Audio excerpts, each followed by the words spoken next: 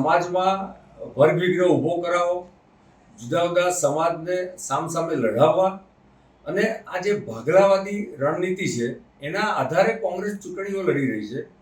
કોંગ્રેસે 1985ની માધવસિંહ સોલંકીની સરકારમાં જે પ્રયોગ કર્યો હતો એ પછી જે ગુજરાતમાં વર્ગ વિગ્રહના દુષ્પરિણામો આપણે જોયા અને એના કારણે 30-35 વર્ષથી કોંગ્રેસ આજે સત્તાથી બહાર છે.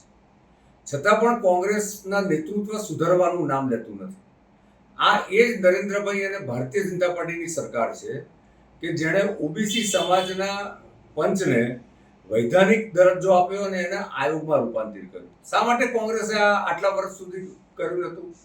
જો દેશમાં 27% રિઝર્વેશન ઓબીસીનું આવ્યું હોય તો એ વીપી સિંહ વડાપ્રધાન હતા ત્યારે એમની સરકારે 1990માં ઇમ્પ્લિમેન્ટ કર્યું હતું.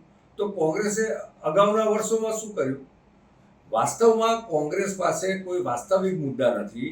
અને મેં જે જાણ્યું, આજે 10 દિવસ પછી પણ કોંગ્રેસ QR કોડથી ઉમેદવારી મંગાવવાની વાત કરે છે.